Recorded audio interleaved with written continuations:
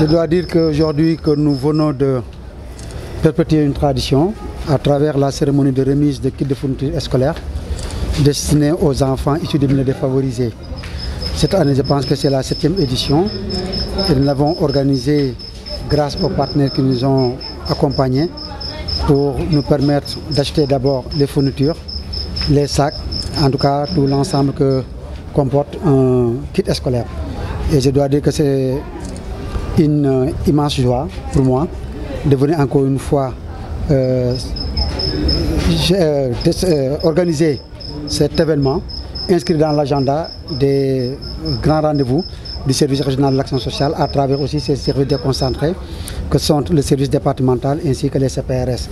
Aujourd'hui, c'est un immense plaisir que, comme je viens de le dire, pour nous-mêmes en tant que service, mais aussi pour les populations. Parce que c'est une manière pour nous d'abord de soulager les pères de famille à quelques jours de l'ouverture des classes, mais aussi une manière pour nous d'encourager les élèves qui ont eu des résultats probants durant l'année scolaire 2021-2022.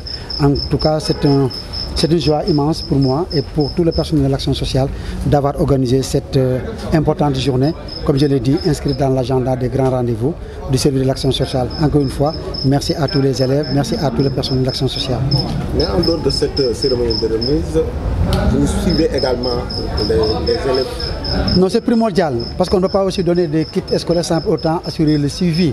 Et nous faisons le suivi grâce au partenariat que nous avons scellé avec les enseignants, avec les répétiteurs, mais surtout avec les parents, parce qu'il y a un suivi minutieux qui est en train d'être mené à tous les niveaux pour d'abord connaître les résultats des élèves au niveau de l'établissement scolaire, mais aussi connaître les résultats au niveau des différents examens qui se tiennent durant toute l'année. Et si je vous dis que durant les différents examens, on avait eu un certain nombre de candidats pour ce qui est du CFE, on avait 33 candidats sur 33 admis, donc soit un taux de 100%. S'agissant du BFM, sur les 24 qui se sont représentés, les 21 ont eu le BFM.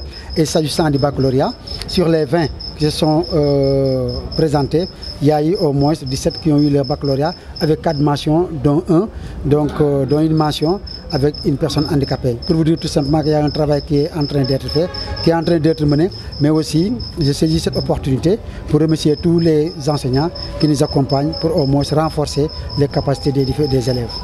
Combien de kits bon, aujourd'hui, je dois dire que ça tourne autour de 250 à 300, mais je vous assure qu'il y a aussi une autre liste qui est au niveau de nos différents services, que ce soit les CPRS de Léon Auclair, de Ndartout et de Ndjelfen, ainsi qu'au niveau du service départemental de l'action sociale. Il y a une autre liste qui attend parce qu'il y a d'autres partenaires qui n'ont pas encore agi. Et nous attendons leur réaction pour au moins prendre en compte les demandes qui sont en souffrance au niveau de nos différents services. Les kits sont destinés aux élèves de la commune, du département? Bon, au début, les fournitures étaient destinées uniquement aux élèves de la commune de Saint-Louis. Mais Saint-Louis ne se limite pas au niveau les élèves ne se limitent pas au niveau de la commune de Saint-Louis. Il y a aussi le département. Et aujourd'hui, il y a certains élèves qui sont issus du département, notamment des communes de Ndiébène Gandiol, de Gandon, et je pense qu'il y a Pal ou bien Fas qui est aussi représenté. Mais toujours est-il que nous, notre perception, c'est quoi? C'est de faire en sorte qu'il y ait au moins un maillage régional. En tout cas, nous comptons sur les partenaires pour pouvoir aller au-delà même de la commune de Saint-Louis, du département de Saint-Louis, et d'étendre, Inch'Allah, dès l'année prochaine, nos tentacules au niveau des départements de Dagana et de Podor plus tard. La valeur montante globale? Bon, ce serait un peu prétentieux de ma part, au moins de dire le montant avec exactitude, mais toujours que ça dépasse le million, parce qu'il y a beaucoup de partenaires qui sont venus nous accompagner. Certains ont donné de l'argent, d'autres ont acheté des fournitures. En tout cas, nous, ce qui importait, c'est de répondre favorablement aux sollicitations des parents à travers leurs enfants. Mais comment les bénéficiaires ont été sélectionnés?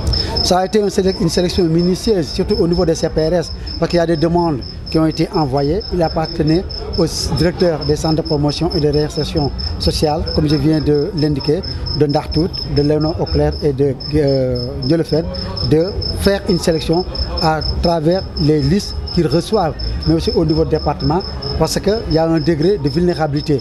Il faut que l'élève soit issu des milieux défavorisés, mais aussi il faut que l'élève soit au moins parmi les meilleurs de sa classe. Et la sélection, il y a un certain nombre de critères qui fait que les élèves aussi sont sélectionnés d'une manière assez rude. Mais c'est d'où les résultats que nous avons obtenus. Parce que tous les élèves qui sont en classe donc intermédiaire passent en classe supérieure. Et sur les résultats que je viens de vous lister, on a une satisfaction totale. En tout cas, la sélection n'est pas facile.